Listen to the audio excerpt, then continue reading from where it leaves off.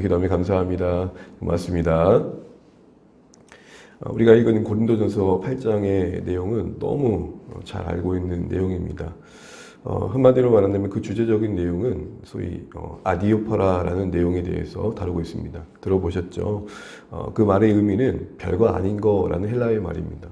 우리가 신앙생활을 하다 보면은 그 자체로는 본질적인 것이고 근본적인 것이 아님에도 불구하고 각각의 다양한 입장과 이견을 갖는 상황들이 있습니다. 쉽게 말하면 예를 들어 이렇습니다. 우리나라 같은 술 문제라든지 담배 문제, 서양의 유럽권에 있어서는 담배 그 자체가 크게 문제되지 않거든요. 우리 안에는 금연 금주라는 어떤 문화 속에서 또 그거 신앙의 덕목이 되는 상황에서는 또 다른 문제인 거죠. 더 쉽게 말하면 의상도 그럴 것입니다. 제가 여러분 이제 한국에서는 보통 이제 목사님들이 양복과 정장을 입고 예배에 나와서 말씀을 전합니다. 이 복장에 대해서 크게 자유로운 그 문화권에서는 사실은 청바지를 입고 가벼운 면티를 입고도 설교를 하거든요. 근데 만약에 여러분 제가 주일에 그렇게 한다고 생각해 보시면 그게 마음이 어려운 분들이 계시겠죠. 어릴 적에 그려진 목사님의 그림은 항상 정갈하고 단정하고 어떤 덕이 되는 복장을 가지고 있는데 너무 자유로운 복장을 보면 그 자체는 크게 복음과는 본질적인 멀지만 그게 어떤 신자들에게는 불편할 수 있고 뭔가 양심에 큰 어려움을 또 끼칠 수도 있는 부분인 거죠. 바로 그 얘기를 하고 있는 겁니다. 그래서 오늘 본문이 다루고 있는 것은 우상과 관련된, 우상에게 바쳐진 그 제물이었던 고기를 먹는 것과 관련된 이야기를 다루고 있는데요. 이것과 관련해서도 바울은 동일하게 이런 어떤 그 자체로 문제되지 않은 부분들, 그래서 자유롭지만 어떻게 보면 권리가 될 수 있는 부분이지만 그것이 함께하는 관계 속에서는 어떻게 사랑 안에서 표현되어야 될지를 다루고 있습니다. 여기서 우리가 참 중요한 거 한 가지를 알게 되는데 그것은 다른 것이 아니라 하나님에 대한 지식, 정말 필요합니다. 하나님의 온전한 지식, 바르게 하는 게 필요합니다. 그게 우리를 자유케 할 것입니다. 어떤 이해를 만들 것입니다. 그러나 그것은 인간에 대한 이해 속에서 꽃 피워야 된다는 겁니다. 하나님에 대한 지식은 인간에 대한 바른 이해 속에서 꽃 피워야 아름다운 것입니다. 우리가 신학을 하다 보면 소위 하나님에 대해서 알아가는 학문에 깊이 들어가다 보면 언어가 너무 형이상학적일 때가 있습니다. 그것이 우리의 인간관계 속에서 어떻게 꽃 피워야 될지를 모르는 것이죠. 가장 중요한 단어 사랑이란 말도 한번 생각해 보시죠. 사랑이 얼마나 간념적인 단어입니까?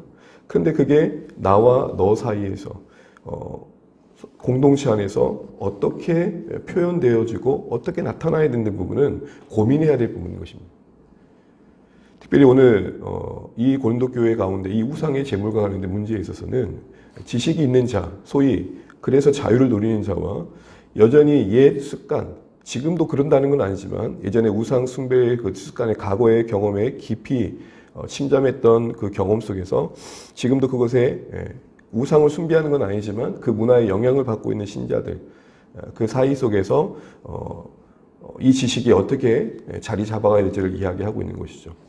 결론부터 말한다면 우리가 자유로울 수 있다는 그 지식이 다시 말해 우상 제물을 그 자체로는 문제가 되지 않기에 먹을 수 있다는 그 자유가 사랑 안에서 덕을 세워야 된다는 겁니다. 지식이 사랑을 옷 입어 덕으로 열매 맺어야 된다는 것이죠. 그래서 이런 큰 그림 속에서 오늘 본문의 말씀을 쭉 같이 간단하게 살펴보면서 주시는 교훈을 한번 생각해 보려고 합니다. 먼저 우리가 1절 말씀 같이 한번 읽어보겠습니다. 1절입니다. 시작.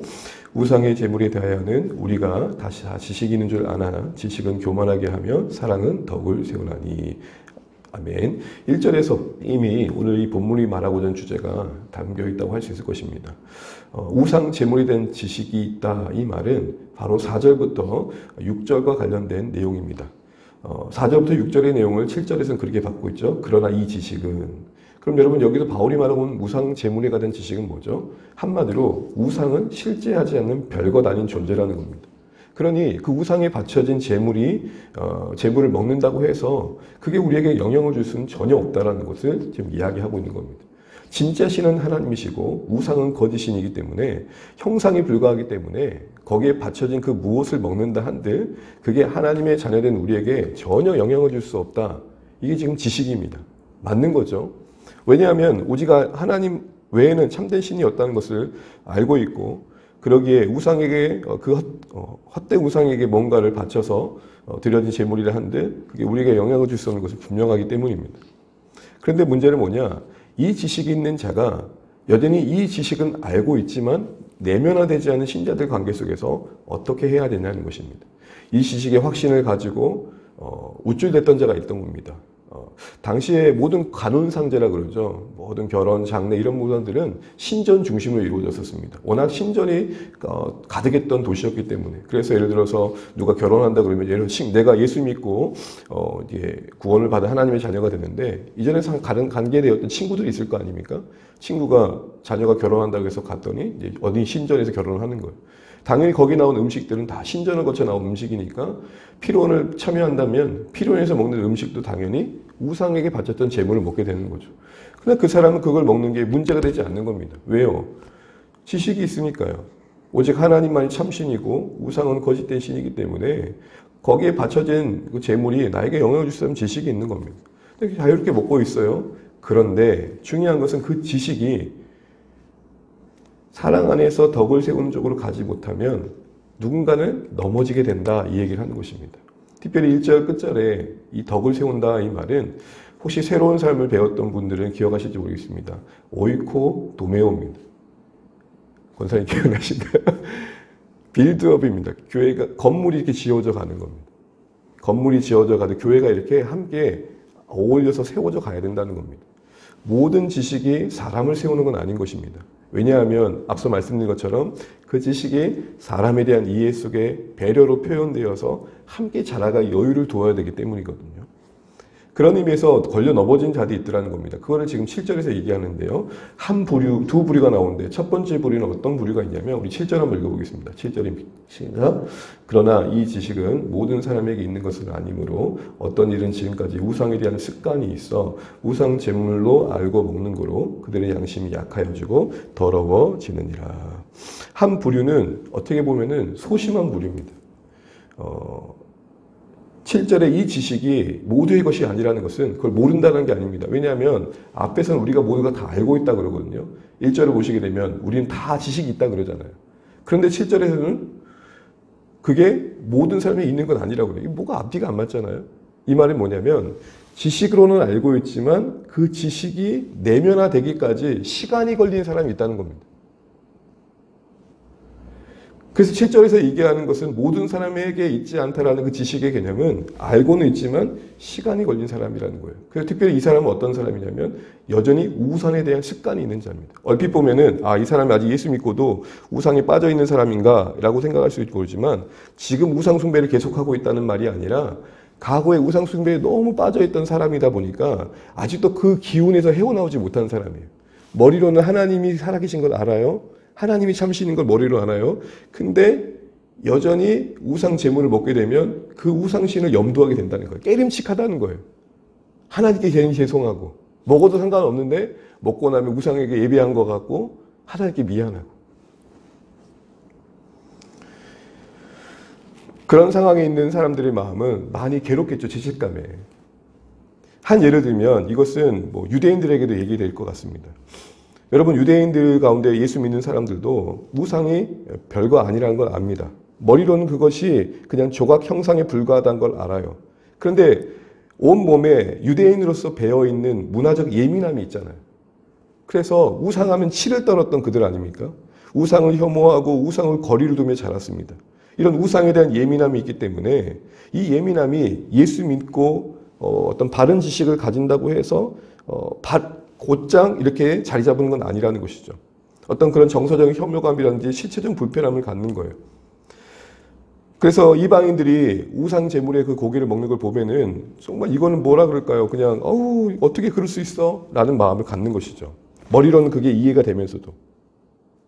그러니까 어떤 지식적으로는 가지고 있지만 그게 충분히 내면화돼서 몸의 습관이 되기까지는 사실은 시간이 필요한 겁니다. 어떤 그 문화 속에서 배어 있어서 자리 잡고 있는 것들이 분명히 있지 않습니까? 우리의 어떤 한국 사람 속에 오랜 습관으로 자리 잡고 있는 이해와 인식의 틀이 있는 것처럼 유대인들에게도 그렇고 모든 사람들에게도 그렇다는 것이죠. 근데 그런 것들을 갖고 있다는 것을 안다면 그것을 배려할 줄 아는 게 필요하다는 겁니다. 왜요? 그들은 당장에 그렇게 쉽게 바뀌지 않기 때문입니다. 시간이 필요하다는 것이죠.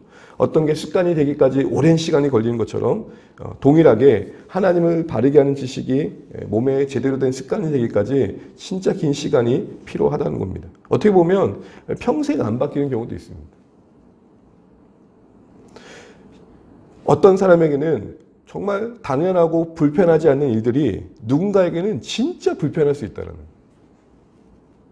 이런 걸 이해한다면 우리가 그 이해 속에서 우리가 가지고 있는 지식이 권리가 되고 당연히 할 수 있는 것이 되는 게 아니라 성숙함 속에 배려가 되고 친절이 되어서 그렇지 못한 사람의 마음을 보호해 주는 쪽으로 가야 옳다라는 것입니다.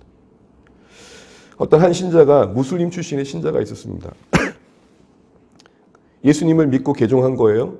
무슬림들이 돼지고기를 못 먹잖아요.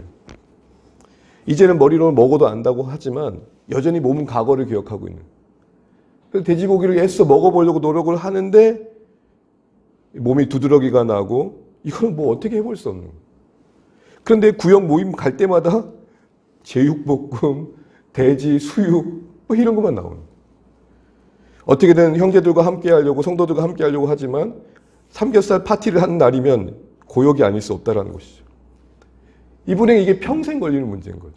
그러니까 이건 모르는 문제가 아니라 이 몸에 밴 오랜 습관이 바뀌어가는 데 있어서 주변의 배려가 필요하고 긴 시간의 함께함 속에 이해가 필요한 부분이라는 것이죠. 그래서 누군가 느끼는 불편함을 믿음이 없어 그렇게 여길 문제가 아니라 그 본질적인 문제가 아닌 그 사람이 어떤 문화적인 상황과 오랜 습관 속에 밴 것들을 우리가 존중해줄 필요가 있다는 거예요. 그러니까 여러분 교회 와서 너 이렇게 생각하면 안 될 것 같아. 뭐 그렇게 생각하세요. 뭐 굳이 그렇게까지 생각할 필요가 있어요. 그게 맞는데 어느 누군가에게는 진짜 그 하나 넘는 게, 그 문턱 하나 넘는 게 너무 어려운 분이 계시다는 거죠. 이것은 예수 믿고 안 믿고의 본질적인 문제를 넘어서 그 평생에 오랫동안 몸에 밴 어떤 한 습관의 문제일 수 있다는 것입니다.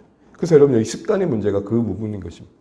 또 한 무리가 있는데요. 또 한 무리는 너무 담대한 무리입니다. 10절 한번 읽겠습니다. 10절입니다. 시작. 지식이 있는 내가 우상의 집에 앉아 먹는 것을 누구든지 보면 그 믿음이 약한 자들의 양심이 담력을 얻어 우상 제물을 먹게 되지 않겠느냐.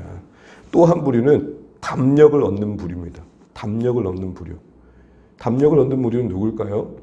이 담력이란 말은 그 자체는 용기, 용맹일 수 있지만 잘못된 방향의 용기입니다. 예를 들어서 우상 제물을 먹고 있는 자유롭게 그걸 먹고 있는 그는 문제되지 않고 먹고 있는데 그걸 딱 지켜보다가 안 그래도 좀 땡겼었는데 우리 교회 우리 장로님이 이렇게 드시네 하고 울타리 없는 자유가 생긴 거예요. 그럼 할 수 있겠다. 더 쉽게 얘기를 보면 우리나라의 하나의 예민한 문제이지만 술이라고 생각해 보죠. 오카르 목사님이 로마서 14장 강해를 하면서 나왔던 예화입니다. 너무 이렇게 입이 텁텁하고 좀 몸이 좀 이렇게 춥기도 하고 해서 와인이 한 잔 마시면 좋겠다 싶었대요. 그러니까 아무도 없으니까 외국 가는 여행길에 포도주 한 잔을 마시려고 스튜디오스를 불렀는데 너무 유명해도 문제예요. 아이고 목사님, 오카르 목사님 아니세요? 그러니까 주문 내용이 바뀐 거예요. 주스 한 잔 주세요. 왜 그러셨을까요? 포도주 자체 한 잔 하는 건 큰 문제가 되지 않겠지만 이 한 잔이 그 신자에게는 목사님이 술을 드셨으면 뭐 문제 없겠다. 이런 담대함을 만들 수도 있다는 것이죠. 그가 온전히 성숙해서 그거를 이해하지 못하는 수준에 있다면 그런 잘못된 담력도 가질 수 있다는 겁니다. 이것이 결국은 바울이 뭘 말하냐면 이런 모든 것들이 조심해야 할 부분이다라는 것입니다. 왜죠? 그게 믿음이 연약한 자들을 넘어뜨리는 부분이기 때문이라는 거죠. 그래서 바울은 이렇게 하겠다고 얘기하는 겁니다. 우리 11절, 13절까지 읽고 말씀 마치겠습니다. 시작. 그러면 내 지식으로 그 믿음이 약한 자가 멸망하나니 그는 그리스도께서 위하여 죽으신 형제라. 이같이 너희가 형제에게 죄를 지어 그 약한 양심을 상하게 하는 것이 곧 그리스도에게 죄를 짓는 것이니라. 그러므로 만일 음식이 내 형제를 실족하게 한다면 나는 영원히 고기를 먹지 아니하여 내 형제를 실족하지 않게 하리라. 아멘. 이때 고기는 우상 제물에 바쳐졌다가 나온 음식을 말하는 겁니다. 바울의 핵심은 우리가 너무 잘 알고 있는 거죠. 지금은 먹고 마시냐의 문제가 아니라는 겁니다. 그래서 위에 보게 되면 먹는다고 먹을 줄 안다고 하나님과 더 가까운 것도 아니고 먹지 못한다고 하나님과 먼 것도 아니다라는 얘기를 합니다. 그것 자체가 분명 본질은 아니라는 것이죠. 그러나 그럼에도 불구하고 그 어떤 그 먹음의 문제가 어느 신자에게는 그 믿음의 연약함에 큰 어려움을 끼친다면 난 차라리 하지 않은 걸 택하겠다. 지식이 있어야 됩니다. 그 지식보다 더 중요한 건 사랑이라는 것입니다. 우리가 신앙 안에서 눌릴 수 있는 어느 고난이 있을 겁니다. 그러나 고난보다 더 중요한 것은 그 자유를 넘어 고난을 넘어 사랑의 배려가 필요하다고 이야기를 하고 있는 것입니다. 신앙에서 무엇이 중요한가? 내가 신앙생활을 잘 하고 있다는 게 뭘까? 내가 하나님에 대한 이해와 나의 하나님에 대한 지식이 함께하는 공동체 안에서 자랑이 되거나 교만이 되거나 때로는 누군가를 걸려 넘어뜨리게 하는 지식이 되지 않게 하는 것입니다. 그러려면 서두에 말씀드린 것처럼 인간에 대한 바른 이해가 필요합니다. 이걸 조금 더 쉽게 말하면 누군가는 나와 다를 수 있다는 것을 아는 겁니다. 나에겐 편안하고 나에겐 뻔하고 너무나 나에게는 익숙한 것이 어느 누군가에게는 진짜 죽을 만큼 힘들 수 있다는 사실들을 안다면 우리는 조금 더 기다려줄 줄 아는 언어와 조금 더 배려하는 관점과 조금 더 그 사람을 함께 포용하는 쪽으로 갈 것입니다. 약한 자의 양심을 보호해주는 쪽으로 간다는 것이죠. 그게 공동체의 성숙이며 그게 함께 가야 할 모습이라는 것입니다. 이런 따뜻한 배려가 아니고는 해결될 수 없는 문제들이 교회 안에 미묘하게 많다는 것을 아셔야 됩니다. 지식의 문제가 아닙니다. 다 안다니까요. 다 아는데 그게 어느 누군가에게는 몸이 되기까지는 정말 많은 시간이 필요한 겁니다. 그래서 여러분 교회에서 오랫동안 살아오신 분들이 이제 막 예수 믿는 사이에 자유분방을 보면서 조금 저렇게 하면 안 될 텐데 라는 생각을 하게 되는 것이죠. 서로가 서로에게 가질 수 있는 그런 불편함이 배려 속에서 큰 문제 되지 않게 만들어 갈 줄 아는 것, 그게 우리에게 요구됨을 아시고 오늘의 말씀 앞에서 이런 기도가 있으면 좋겠습니다. 하나님, 저에게 사람에 대한 이해가 좀 자라가게 도와주십시오. 그래서 내가 알고 있는 하나님에 대한 지식이 함께하는 공동체 안에서 그 누군가를 향한 배려 속에서 아름답게 열매가게 해주십시오. 이렇게 이해하면서 기다려줄 줄 알고 배려하면서 성숙하게 공동체를 세워갈 수 있는 일들에 함께 갈 수 있는 결단을 하는 오늘 말씀이시기를 주님의 이름으로 축복합니다. 찬양하겠습니다. 찬송가 299장입니다. 찬송가 299장입니다.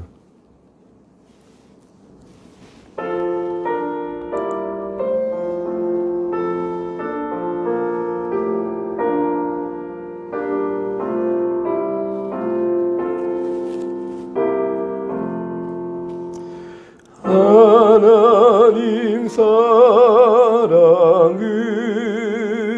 온전한 참 사랑 내 맘에 부어주시사 충만케 하소서 내 주님 참 사랑 햇빛과 같으니 그 사랑 내게 비추사 뜨겁게 하소서.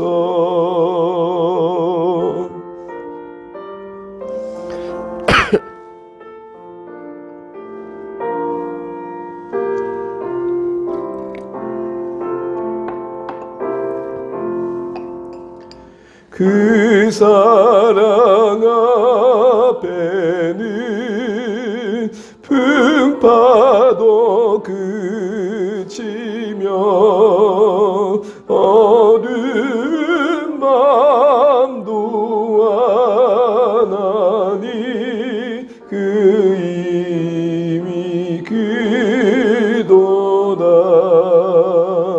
하나님 사랑은 온전한 참 사랑 내 맘과 영에 채우사 주사 새 힘을 주소서. 아멘.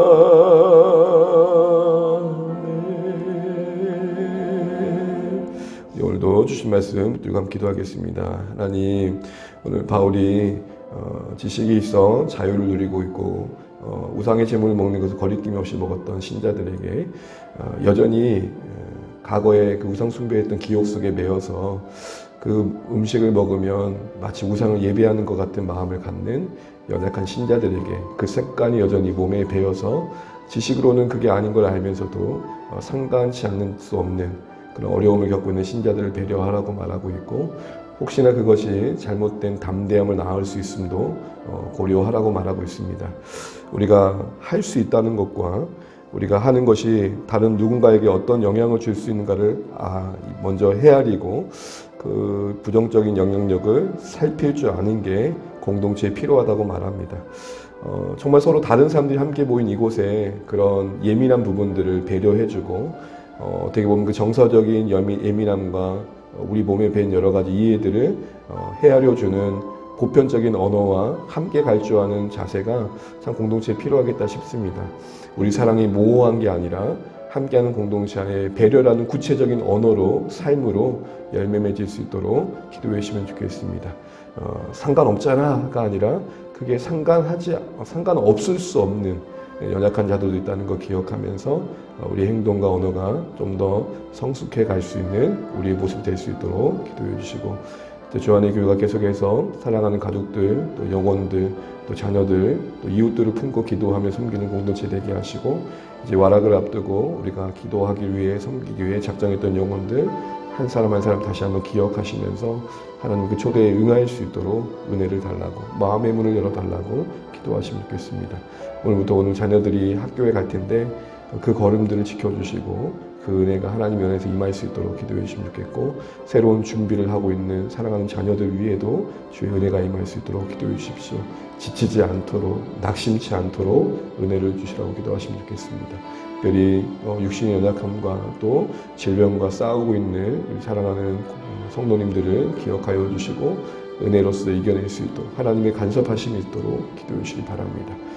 우리 함께 또 기도해 주시고 이 나라의 민족을 위해 세우신 교회들을 위해서 또 어려움을 겪고 있는 나라와 민족을 위해서 같이 기도하시고 오늘도 주님의 승리하시는 복된 한 날 되시길 바랍니다. 같이 기도하시겠습니다. 하나님 은혜를 감사합니다. 오늘 우리가 이렇게 함께 기도하고 또 예배함으로 하나님 하루를 시작하게 하신 것을 감사합니다. 아버지 하나님, 지식이 있어 자유롭고 우리가 마땅히 할 수 있는 것들이 있겠지만 때로는 함께하는 공동체 안에 그 정서적인 예민함과 또 이해들을 우리가 바르게 좀 분별하면서 조금 더 배려하고 우리가 할 수 있지만 하지 않는 쪽을 택할 수 있는 성숙함이 있기를 소원합니다. 그래서 오랜 시간이 필요한 신자들을 배려하고 세워갈 수 있는 우리에게 소원합니다. 하나님 아버지, 우리의 언행 심사가 다른 이들에게 어떤 영향을 끼칠까를 생각할 수 있기를 소원합니다. 하나님에 대한 지식이 사람들의 이해 속에서 꽃피어져 가게 도와주시고 하나님, 우리의 지식에 사랑을 옷 입어 덕을 세우는 쪽으로 나아갈 수 있도록 역사하여 주십시오. 내가 아는 바가 어느 누군가에게는 신념이 되고 온몸의 습관이 되기까지 참 많은 시간이 걸린다는 것 다시 한번 이해하게 도와주시고 이 부분에 대해서 우리가 좀 더 낮아진 모습으로 약한 자를 보호하는 쪽으로 함께 갈 수 있도록 인내해 주셔서 참 여러 사람이 모인 공동체 안에 미묘한 갈등이 없도록 도와주시길 소원합니다. 하나님, 우리에게 사랑의 옷을 덧입혀 주십시오. 우리의 지식이 자랑이 되거나 뽐냄이 되지 않게 하시며 배려로 흘러갈 수 있도록 도와주십시오. 하나님, 무엇보다도 우리 사랑하는 공동체를 지켜주시고 우리에게 복음을 주심에 감사합니다. 하나님, 소망하는 가운데 하나님, 우리의 하나님 순종의 걸음을 통해 영혼들이 주께로 돌아오는 은혜들을 보게 하여 주십시오. 아버지 하나님, 긍휼을 베풀어 주십시오. 주의 사랑이 우리 가운데 임하게 하여 주십시오. 오 주님, 은혜를 베풀어 주십시오. 아버지 하나님, 사랑하는 우리 가족들, 자녀들 기억하여 주시고 연약함 가운데 매일 고통받고 있고 싸우고 있는 사랑하는 우리 성도님들도 기억하여 주십시오. 하나님, 이 나라의 민족을 불쌍히 여겨주시고 하나님, 이 땅에 세우신 하나님 주의 백성들, 교회들을 통해 이 땅이 새로워져 가게 도와주시고 하나님, 무엇보다도 위정자들이 하나님께 붙잡으셔서 정말 바른 것을 붙들 수 있도록 간섭하여 주십시오. 하나님 도와주십시오. 하나님 은혜를 베풀어 주십시오.